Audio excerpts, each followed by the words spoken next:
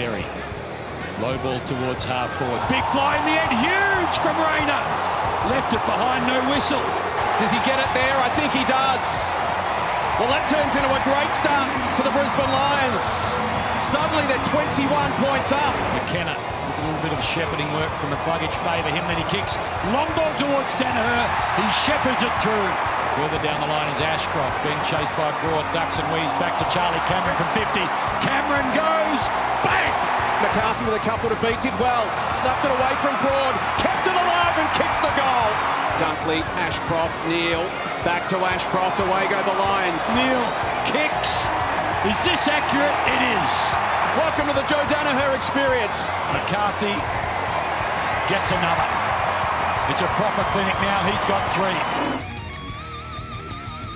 It is the Brisbane Lions Fancast, back after the round 16 comprehensive performance against the arch enemy, the Richmond Football Club. One of the greatest games we've seen in a while in terms of just being a complete performance. Everything was dialed in. Good, not just to beat the Tigers, but to absolutely wallop them at the home ground, at the Gabba. We've got another one coming up against the Eagles before we head down to Melbourne and take on the D's at the infamous MCG. Patrick, mate, nobody knows this, but before we recorded the podcast last week, we were having a bit of a chat about commentary and Channel 7 and Foxtel and you know, the like. And I said, I wonder what thought better to leave it off because we thought it might be a little bit boring. Well, yeah, obviously. So. But I did say, I wonder whatever happened to Jason Bennett. And you said, who? And I said, oh, the big ride guy. Like, he's a fantastic caller. I just don't recall him making any appearances in the combox this year. We've had that Alistair Nichols guy on Channel 7. Lo and behold, we have that chat. In he comes. And how much better was it? Exponentially more bearable. Like, significantly more bearable. Yeah, I loved it. You were at the game? I was at the game, yeah. Great atmosphere, obviously. Party time for a lot of it.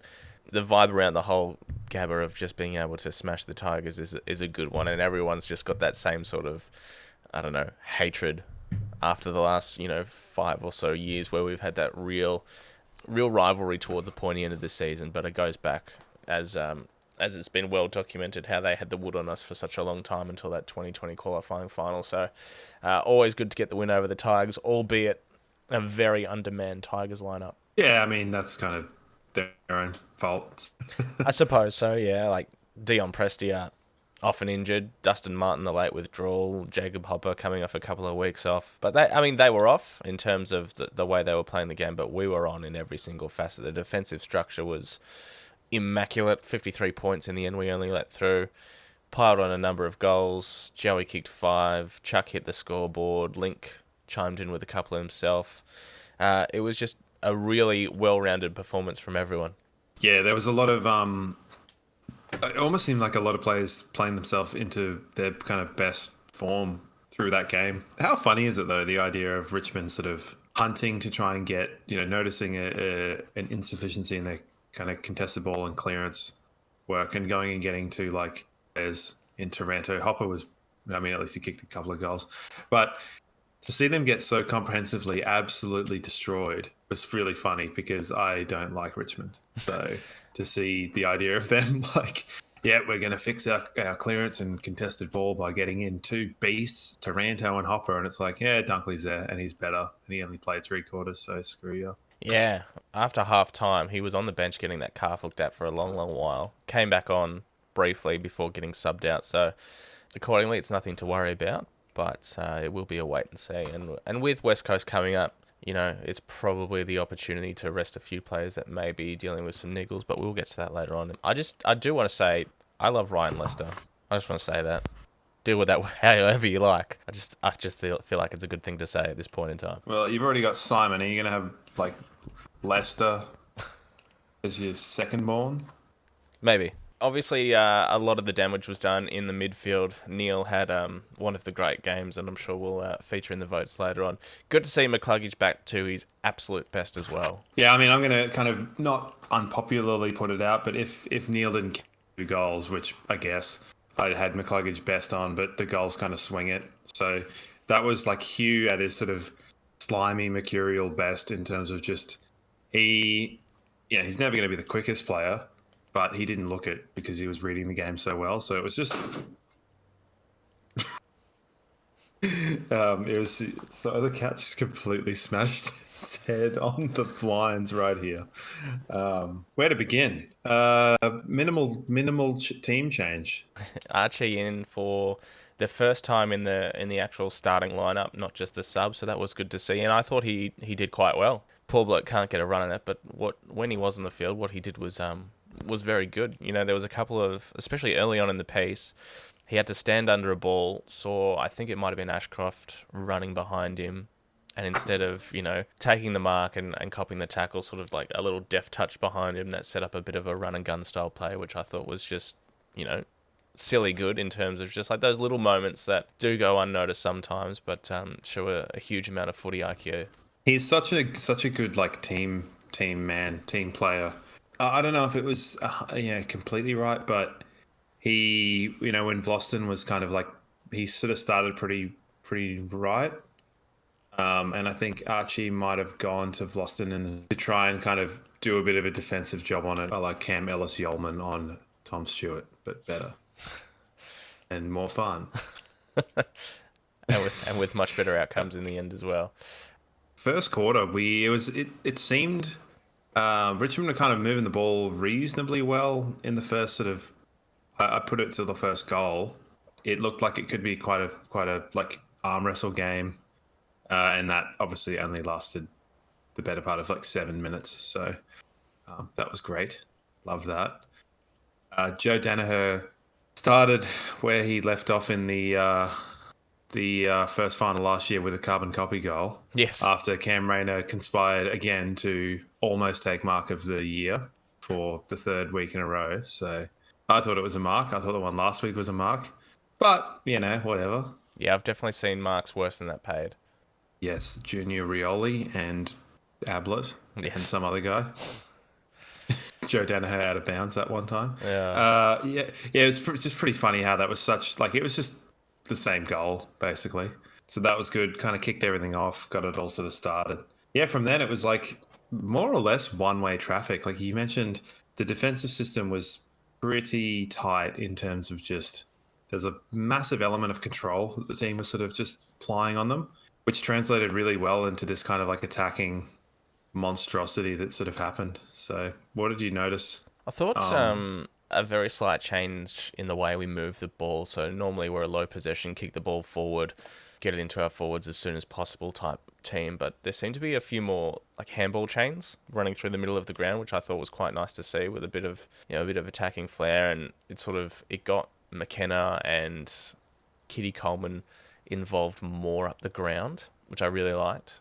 I thought Ashcroft had one of his better games as well, especially that he's running forward with the ball, sort of balks, steps back a couple of bit, and then the handball over the shoulder to Charlie that gave him a bit of space to kick that goal. Yeah, I just thought the way we moved the ball was a little bit different, but it's good to add that into our game as well. Yeah, I noticed similarly, but even in like wider areas, they were kind of trying to get a bit of an outnumber and playing through kind of rather than just a down the line element, because you know when you've got Vlosten and Noah Bolter, they are two people that can defend reasonably well. I think it's funny because if you're looking in terms of like established players and whatever, Noah Bolter and I think Jack Payne are the same age. So it is interesting to think how much more established Noah Bolter is in the eyes of the competition and in the media. But to me, I'd take Jack Payne every day because I think there's a lot of quite frustrating things that Noah Bolter probably does. He's prone to like some pretty big brain farts, Noah Bolter. Yeah. And yeah, there was just, they had nothing. Like Richmond really had nothing. But I think the way in terms of like the team pushing up and when they did have a chance to kind of through that kind of press, they were able to turn that into scores, which is why it sort of seemed like for a point, every time they almost had like an inside 50, they would score. I don't actually know off the top of my head what the kind of inside 50 efficiency thing was, but, not great, seemingly. 45% for them. But it just seemed like, at times they were just sort of scoring the only time they went up, but we were scoring about 8 goals to 1. So yeah, the might have been the second or the third quarter. They got a bit of a run on. It must have been the third quarter because they didn't score a goal in the second quarter. they sort of kicked 3 goals in relatively quick succession. I thought, oh, okay, this quarter's going to break even a little bit. But by the time it ended, we'd sort of piled on maybe 6 or so as well. I mean, even Darcy Wilmot was getting forward as well. Speaking about those halfbacks moving forward, Darcy Wilmot got forward, snagged himself a goal on the siren. Connor McKenna, a big goal as well. It was very interesting because you mentioned Kadeem Coleman and his input going forward, which was there. And also I thought his kind of like ditch defending to stop those transition plays was really good. And then Wilmot slotting before half time. Loves a goal against Richmond and loves a celebration against Richmond. Sure, he's only human. I think it's kind of one of those things where we were all sort of waiting for it. Like, interestingly, he off a goal. Like, I almost want to give Darcy Wilmot the moniker of the like Australian Royal Artillery Squadron honorary, because man, that guy kicks the ball so high all the time. Yeah. And I meant to, but I didn't, and I'll have to try and find it. But there was a moment where he kicked the ball, like just a normal kick, and they had to like pan the camera up on the broadcast, and it went like the ball was like above in the sky. Like it didn't make any sense, but it's just been something I've been watching. It's hilarious. Like he hits targets, but he'll kick them so high up and over. He shot a goal, the lowest kick he's ever done. Just zoomed it. Brilliant. Man of many talents. Yeah, absolutely. The way that team was put together, I can't sort of pick anyone that had a bad game. I mean, disposal-wise, Jack Payne and Darcy Fort were down there for obvious reasons. Fort being the sub again, Jack Payne just being a key position defender. Charlie Cameron low on disposals, but impact was much higher than that would suggest. Obviously, we're going to have to make at least 2 changes this week coming forward, but as I said, we'll deal with that when we get to it a little bit later. I suppose if you look at it in kind of context of it, and this was something that sort of happened in the Western Bulldogs game, is like, do you really want your 2 backmen to be your high possession getting players like Richmond's were? And like, you know, Harris Andrews had a really good game against Western Bulldogs, but I think I said at the time, it's like not the game you necessarily want him to be having at this point in your team's development. Even like last week was a little bit like that, but at the same time, a team's always going to go forward. So you've got something to nullify that, and you'd rather him not be like out of practice. But man, I didn't even realize Jack Riewoldt was on the field. Yeah, that's like that. That's how kind of effective Payne was. And I'm not saying that like Jack Riewoldt is kind of like the absolute nuisance that he's kind of always been, but I think I saw him get 1 handball. Looking at it, he finished 2 kicks, 4 handballs, and a mark. So yeah, relatively no effect. The other sort of key forwards for them, Samson Ryan, had less than that, 4 kicks, 1 handball. Noah Cumberland, he was probably their best forward, I guess, designated forward anyway, and he didn't exactly have a great game by any stretch of the imagination. So, like I said, it was just an all-round, well-oiled machine performance. Like, I would say our best performance of the year. And I think if we play like that, we beat anyone anywhere. You know, MCG, Optus Stadium. Yeah, if any team plays like that, they're going to be hard to stop. Well, it's the level of control. Yeah. That kind of we exerted. Like the show? Make sure to follow and subscribe on your favourite podcast platforms. Now, I got a bone to pick with you. You said last week, that the last few weeks, Charlie Cameron's sort of been a little bit off, and he's been working hard, trying to do the team thing, and you said you hadn't seen his bottom lip drop. Yeah. And I'd never really heard that expression before. But it took him all of about 10 seconds to drop his bottom lip and for it to become the size of a gigantic slab of meat in his mouth. Pretty funny. Just put the mocker on him. Yeah, it was funny. I mean, watching the Fox broadcast, and then after the game, they sort of do, 20 minutes, half an hour post-chat and interviews and do the press conference and sort of stuff. They had a chat to Cam Rayner not too long after the game, and I think, how did he put it, was he had his front fence knocked in or something like that. Yeah. that was great. Oh, yeah. Cam Rayner is so nice. He's so good in terms of like the media stuff. Like you could tell, if anything was going wrong, or you just send him out and he just kind of abates any kind of like potential problem just by being like, I don't know whether it's like everyone's like younger brother or like best friend or something. He just sort of has that kind of vibe to him. Yeah, he's just he's always positive, always got a smile. He's a very infectious sort of sort of guy, always having a giggle and just seems really happy all the time, and that does wear off on people, which is great.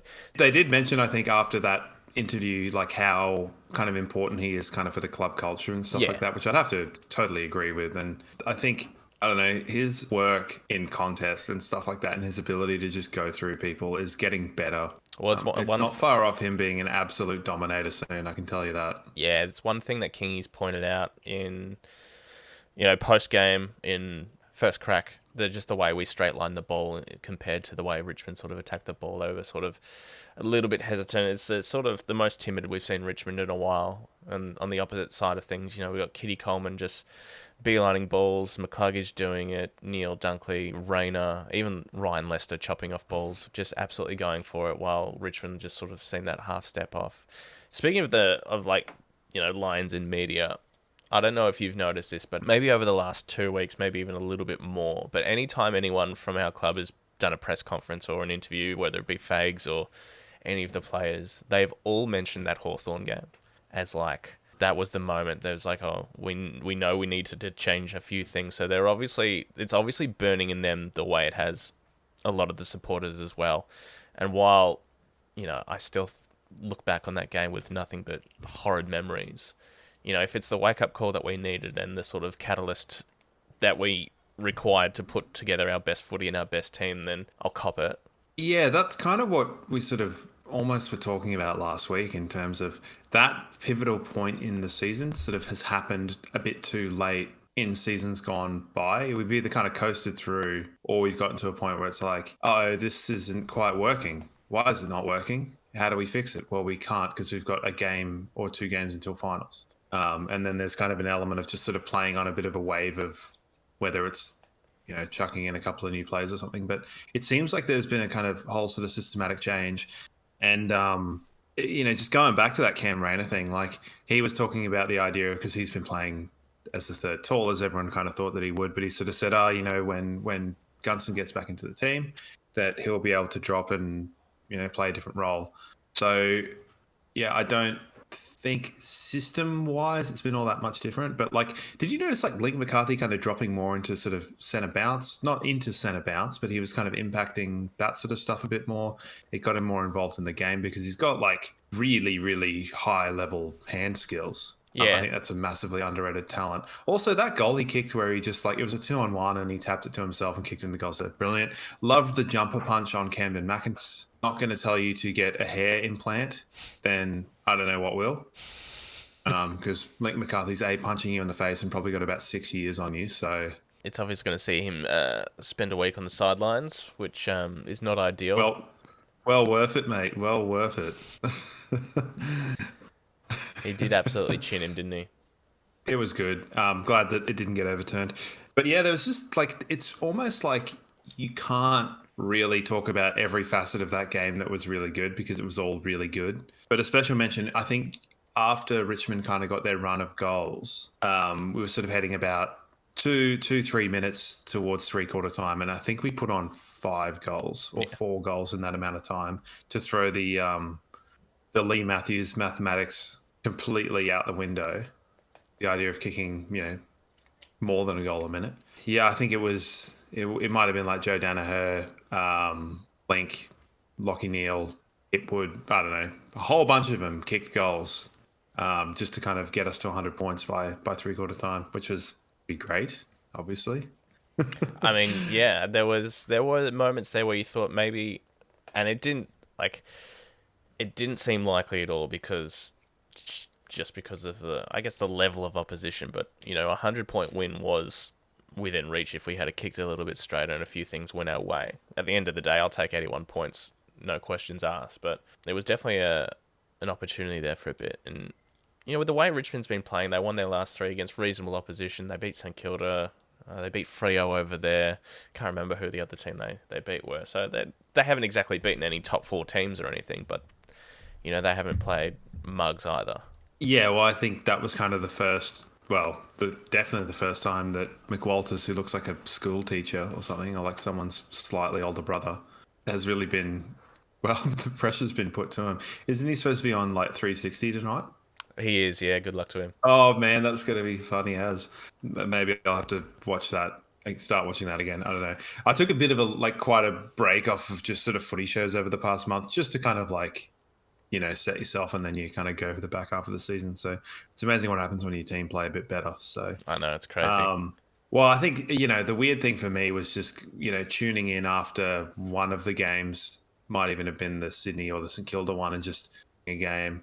And then the second story was like an interview with the Collingwood player while they were on a bye. And I was just like, man, what?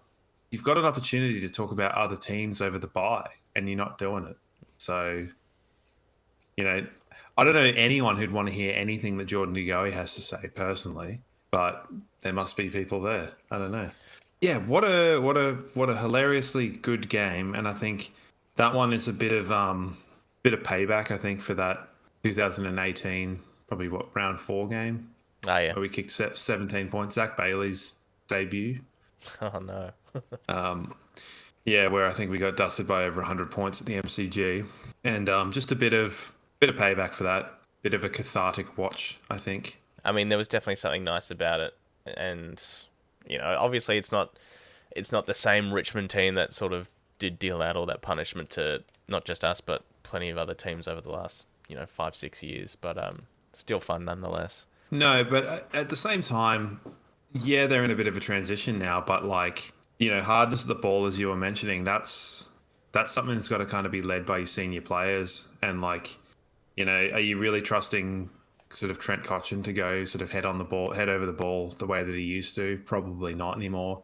Shea Bolton's not the kind of player to do that. Short pulled up short. So it's kind of, then you're relying on 2 kind of mercenaries from GWS to do it for you and to teach the younger kind of Richmond players how to kind of go about it. And I just don't think that that's a particularly sustainable model. So I don't really mind. No, I don't really mind either. Not at all. It's probably not. It's not the same us team, but it's still the fragments and the skeleton's still there. So yeah, take that. Make sure you follow us on socials. Just search for BL Fancast. All right, you got some votes? I've got sort of 2 of the votes. Have you got some votes? Yeah, I do. Neil McCluggage, Leicester, 3-2-1. Neil McCluggage, Leicester, eh? Yeah. Yeah. Well, I'm going to go Neil for the 3, McCluggage for the 2, and Big Link McCarthy 1, jumper punch to the schmuzz of Camden McIntosh for my 1. Joe Danaher, seriously unlucky to kick 5 goals and not get a vote, but yeah, but I mean, he was primed for 1 vote until he kicked it out on the full after the siren. So that was funny though. Yeah, that was what was he trying to do there? Did he try to go the Tory? I think he tried to go the barrel and then obviously just lamb-shanked it completely and just had a giggle to himself because whatever, we've already won. If you've got license to go for a barrel at any time, it's when you've already beaten Richmond by 81 points and you're on the junction of 50 in the boundary line. You might as well. Yeah, I mean, for him though, you'd probably do that when you're about 80 meters out, because he could probably just stride through that. I reckon. Probably. It's going to be amazing when we miss out on top 2 by 0.1% or something. Going to tempt fate extra hard. Yeah, I mean, 5 goals for Danaher. You can't. It was There was just so many good performers. I thought Jared Berry was really good again, and I thought probably Dunkley was almost best on ground until he went off. Yeah, Ashcroft, as I said, had a great game as well. So, I mean, there's a whole host of people that could have featured in the votes. Even Dev Robertson was really good. He got caught a couple of times early, but he sort of obviously grew into the game, had a bit of fun with it, showed a bit of his kind of craft, I think. Yeah. But yeah, Jared Berry absolutely because Camden McIntosh is a really good winger, kind of one of their experienced players, and he just more or less got completely nullified. It might not have been a complete dominance, but it was there. Yeah, I mean their team's sort of in a bit of trouble, aren't they? There's a bunch of people on the night that didn't do a lot for Richmond. So, players like Liam Baker, Daniel Rioli, Shai Bolton, people we've seen be able to take a game away from teams. They all had quiet nights. Dylan Grimes was basically null and void. So yeah, it was a team that was at their best versus a team that was below what we know is their best. And that showed in the Which is scoreboard funny again. because there were a lot of people that tipped Richmond going to that game, so that Richmond were kind of riding quite a wave. I think it's interesting as well, just in a general sense, because that would be probably for me our best performance of the season next to the Carlton game. Yep. And interestingly, our two best performances have come against what people described preseason as top 4 teams. They're obviously not, but does that kind of it's an interesting kind of situation, I think. Yeah. There's no real rhyme or reason to what I just said, but it's just funny. Before we get into any changes and talking about the VFL performance, we should mention the Tyler Young stop on the goal line, place the ball ready there for Joe Danaher to just absolutely punt it into that poor lady's face. Fantastic effort to get there and stop the ball, but what are you doing? Touch it through. Why did he score a try on the try line? Maybe he thought he was like... Maybe Jamie Elliott watched that and then thought, I can do that too, or something. I don't know. But that made it all the more funny. Just to kick into the cheer squad was great. Absolutely scon that poor lady. And then you can see her boyfriend or husband or whatever just starts going off at Joe Danaher. But at the end of the day, if old mate didn't just place the ball on the goal line, none of that happens. Yeah, well, is that like one of those situations of, rushed behind sort of things? And like, is that what it's doing to people's brains? Because it really shouldn't. No. Like, that one you can just punch straight through. You're allowed to touch that through. Of course you are. That said, I think I have noticed, just speaking of like rush behinds, because there was a time last year where Hugh McCluggage got done for like an intentional rush behind, or like a rush behind under no pressure or whatever, because he was under pressure but he was outside 9 meters. Yeah. And I've seen people do that 4 times this year against us and it not be picked up. Something to watch. Yeah, I just think that maybe it's something that the umpires don't even really know, like, because the guy's under pressure. But it was, there have been times, not necessarily last week, it just jogged my memory, but the week prior there was one where it's just, guys like rushing the ball from well outside the goal square. So putting that on watch. Okay, very good.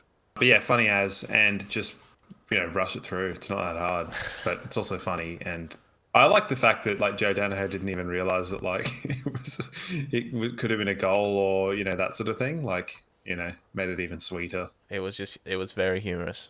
And on a night that was full of humour because just vibes and energy were high because we're beating Richmond. That was definitely towards the top of the list. All right, 2 changes, obviously. Out goes McCarthy with the week suspension and Cal Archie with concussion protocols. You'd imagine Dane Zorko would be coming back this week. From all reports, Fagan said he was fit and ready last week, but just they were trying to take the conservative approach with him. So, forced changes. I think he sort of is a like for like to an extent for McCarthy, can play that mid-forward role. And then Archie is a little bit more difficult. I wouldn't mind if Harry Sharp came back in, or even a Lohman gets another crack at it.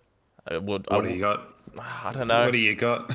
I'd probably go for Sharp in that respect. But, it's a game against the Eagles, and if there are players, like I said, if it's Will Ashcroft's first year, maybe he needs a week off. If Josh Dunkley doesn't, if that calf is sort of giving him a little bit of grief throughout the week, I'd be inclined to give him the week off, bring back Jared Lyons because he got another 41 touches in the twos. Like, we could see it, up to another 5 changes tactically. We're 2 games clear third.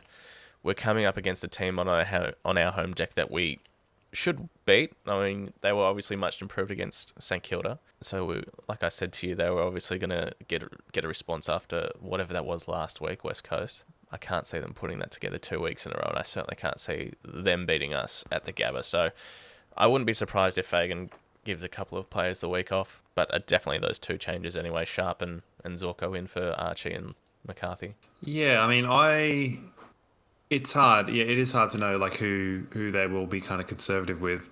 I've got McCarthy and Archie obviously coming out because we've just talked about that. But I've got Lohman and Gunston coming in. Sure. And if Dunkley doesn't play, I think Zorko will play. So you don't are you at the point now where just the way we've been performing, you don't see Zorko in our best 22? I think that it's a conservative approach where why would you want to risk him against West Coast? Fair call. Unless one of your mids doesn't kind of come up. Because I think there's plenty of coverage that can be done with that. But yeah, it'll be unpopular having Gunston come back in. But I think we did say against Hawthorn, here's a good opportunity. But against West Coast, here's a good opportunity at home. He was listed as an emergency in the game last week as well. So I think of the two, Gunston and Rich, Gunston is more likely to come back in first, if at all. Yeah, I mean, I said last week I still see Gunston after this training block in our best 22, but I don't.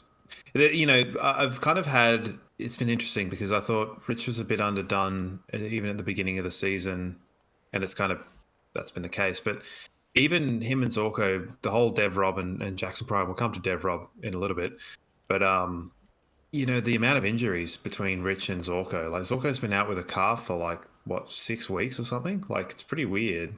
Like, was that something that he picked up in the Adelaide game, or was it not? Doesn't really matter.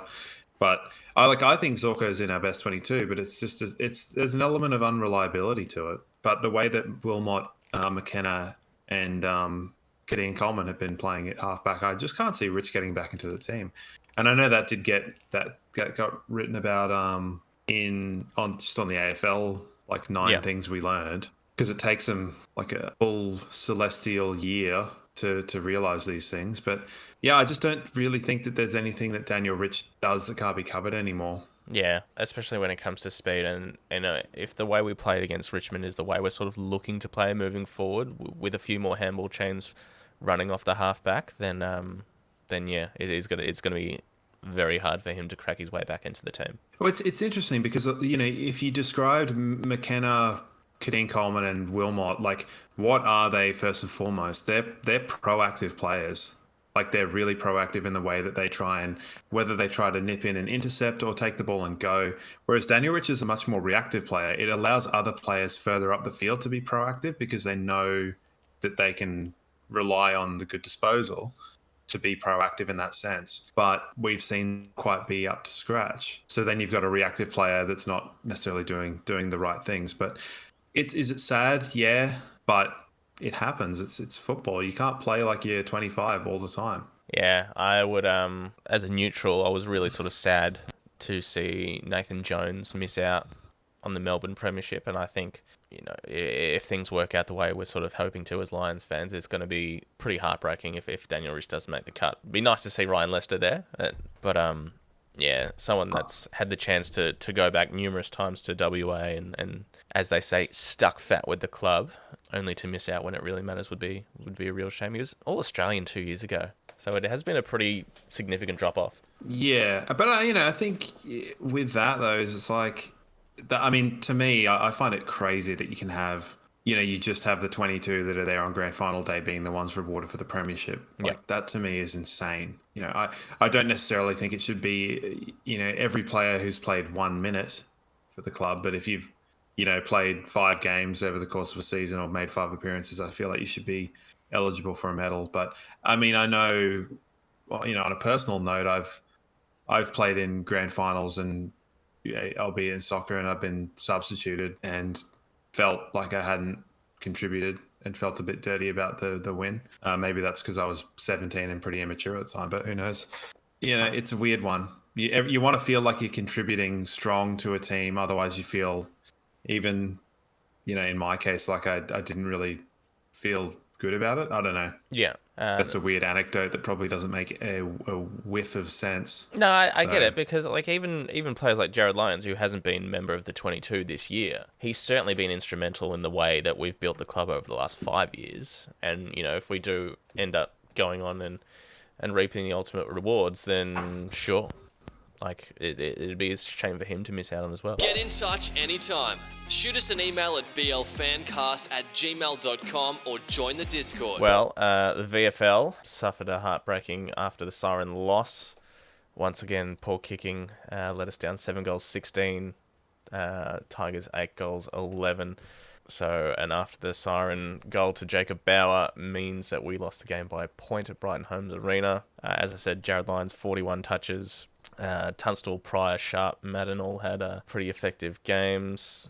Blake Coleman was our leading goal scorer, 2 goals, 4, so had 6 shots on goal. Kyle Lohmann chipped in with 20 touches and 1 goal too. So the more I think about it, the more, just because we've got Melbourne at the MCG the week later, if that calf is anything for Dunkley, then I'm bringing in JL for the game against West Coast, because we do need our best team against Melbourne. Yeah, that is a good point. That's, I don't know, kind of like for like. It's weird because momentum, there's a lot that can be said for it. And you can kind of fall into a trap of sort of what's happened with most teams post like a bye week. Yeah. But if you're dealing with an injury, I agree. I'd probably do it a bit differently because someone else who's playing in the centres, because someone else must be doing it because Matheson's not doing it at the moment. Looks like Kyle Dunkley's playing in the middle. Tunstall's rolling through there. Of course, we know Noah Answorth sort of plays his minutes in the midfield as well. So, I mean, apart from Kyle Dunkley, there's options there. Yeah, I mean, I'd just like to see someone that's got more potential to kind of impact the team either forward or next year or whatever. Did you see the thing with Dev Rob and the kind of the contract negotiation stuff? Yeah, so that's obviously promising news. I think it helps that West Coast are playing very, very poorly at the moment, so they're not exactly an attractive prospect for any sort of wannabe AFL player. Yeah, you may play 22 games a year and be in the starting lineup, but I mean, the way they're playing at the moment, West Coast, and they've still got, aging players on the list. They've still got Shuey, Yo, Hearn, a bunch of other... McGovern. Yeah, McGovern, Darling, who will probably go on for another year or so. So they've still got some older players that will make way. So their rebuild, I guess, sort of really hasn't even started yet. So they're in for another couple of years of some pretty hefty losses. So, yeah, the option's there for you to play week in, week out in the middle, or you can earn your spot in a team that's going to be, hopefully, still fighting for top 4 over the next 3 or 4 years. I mean, it's probably no clearer example than to see like where Alex Witherden has kind of gone as a player. Yeah. Where he was really good for sort of, what was it, season and a half, and then it just kind of, for whatever reason, the club didn't deem him necessary to hold on to, and he's kind of done not a lot. Like, I haven't really even heard of him, and I understand that's probably because he's over in Perth. But as far as stock for a player is and goes, he had a pretty bloody high stock particularly in his second year coming. I think he finished quite high in the Rising Sun, quite high in Japan. He was a Japanese icon. Finished quite high in the Rising Star. NAB Rising Star. Why does that sound so wrong? I don't know, but for some reason when you say it, it does sound wrong. The House of the Rising Star. Yeah, I mean, like, would anyone really want to go there at this point in time? Yeah, no. And to sort of, dovetail back in, it's kind of like you look at it and go, okay, Dev Rob's sort of seen probably Zorko as his main competition, longer term spot in the team, and he's seen a dude out with like calf problems multiple times a year and suspended. So you could probably Yeah, I mean, the carrot's there, it's being dangled, so it's just, it's going to be up to him, ideally. Maybe money comes into it as well, but he's certainly... By all accounts, he's got a pretty settled life here. As we said, we got West Coast this week, 1:45 Gabba, Saturday during the day, a rare day game, the second of the year against the other West Australian team. A rare day game and a rarer game. I will be at that game. Oh, that's right. At the Gabba. You're making the trip up? Especially for the West Coast game. Sure. No, not that. I have some business to attend to, and that happened to be a game. And, to be honest, I did definitely kind of work it around a Lions game. Yeah. Couldn't quite make the Geelong one or the Richmond ones, respectively, stick, mainly due to the Thursday night of the Richmond and Geelong being too close to the... I'm going up to help sort out stuff with my brother's wedding. So, yeah, I'll be up for the game. So if we want to organise something, we'll let you know if anything is happening and if it is, where. Because, it would be nice to meet up, but I don't want to get anyone's hopes up. Yeah, Not that anyone's hopes got up. Yeah, we'll see if we can make something work with anyone that wants to tag along with some listeners. So just keep your eyes peeled on the various social media platforms or the Discord or whatever. We'll hopefully get something up over the next week. Maybe not. Just, we'll keep you informed one way or t'other. We've got 4 extra days break on West Coast. Yeah. And they're travelling. Yeah. I thought it was a bit brutal, the idea of us coming off a 6-day break and Richmond coming off the bye. Now it's like shoes on the other foot. So brilliant. Love it. But, the work starts after this weekend. I mean, it's not the sort of game that we should just go in thinking, yeah, we're just going to roll West Coast here, because you can see what happens to any team that, is just 5% off. It happens all the time, upsets left, right and centre. So we can't just roll in thinking we're going to win this game.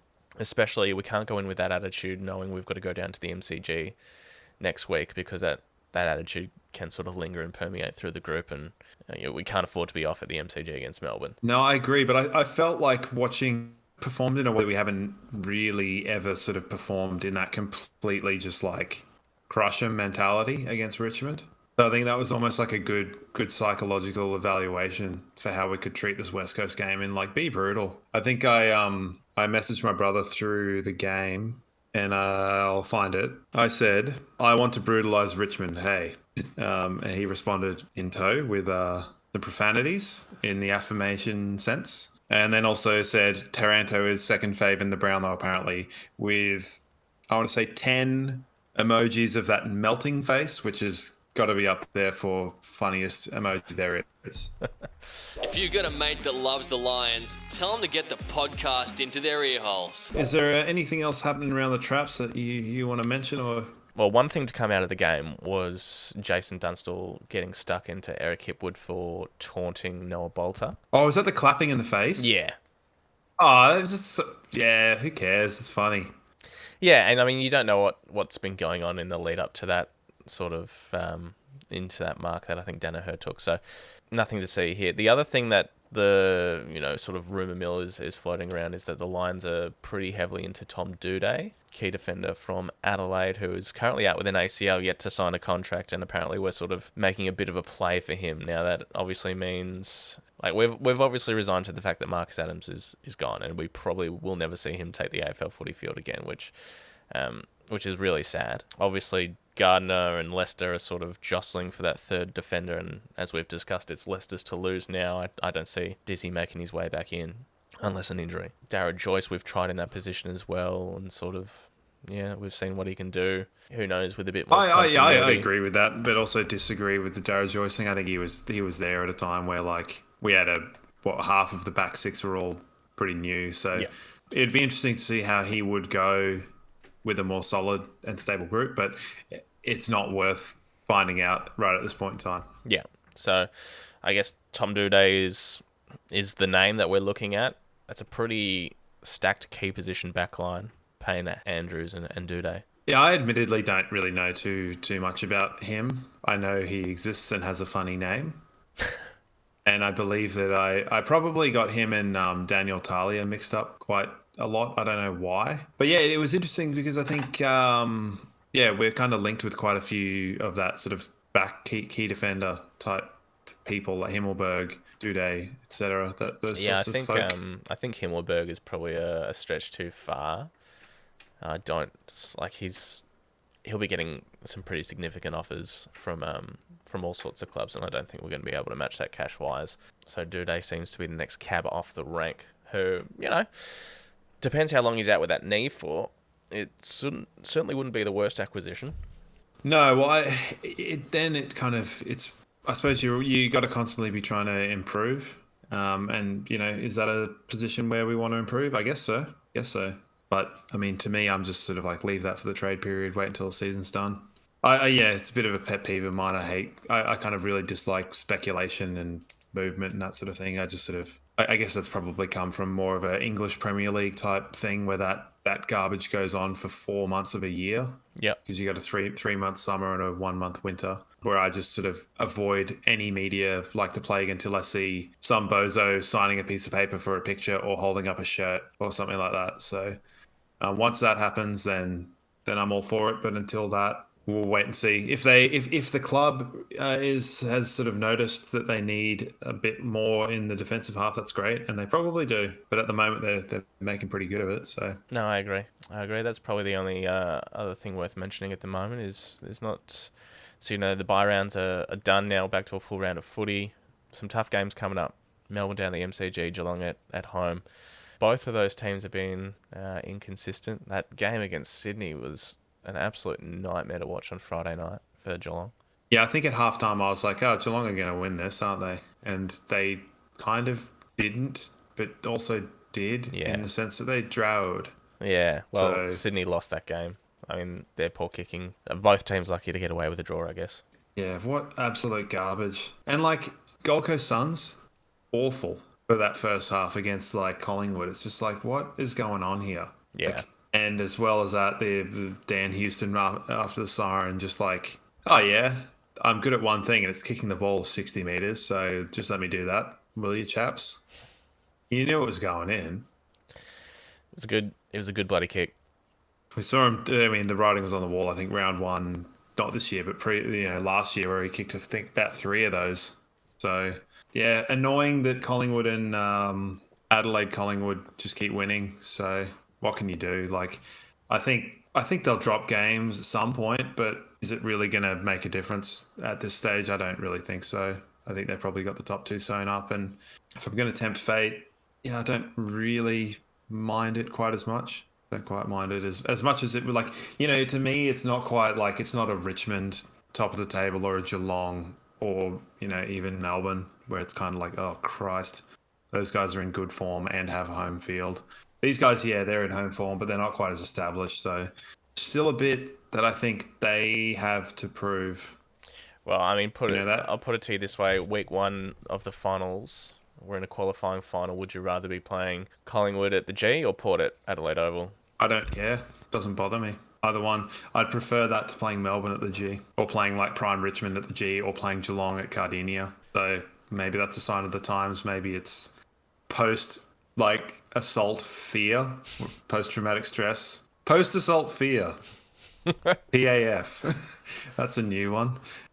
Maybe it's that, but although we didn't really perform very well at Adelaide Oval, I think we can win there. Like, I think we can beat Collingwood. I think we can beat Port Adelaide. So, well, we will get another look at Collingwood in round 23, albeit at Marvel. As I said last week, it's a shame we don't get another crack at Port Adelaide. So it will remain to be seen if things stay as stable as they have, and the 8 hasn't changed for a little bit. It looks like we will be heading back to Adelaide Oval against Port Adelaide, and that will be about as hostile an environment as you can imagine. What an absolute logjam to get into that like 8th spot though. Holy moly. Yeah. It's like just inexplicable that like Carlton and Richmond are still there or thereabouts. Same with Sydney. Like 3 teams on the same, what is it, like 6 wins and a draw. Just to rub salt in the wound, Sandy Roberts the whole night called me Big Jeff Brown. Jeff, did he?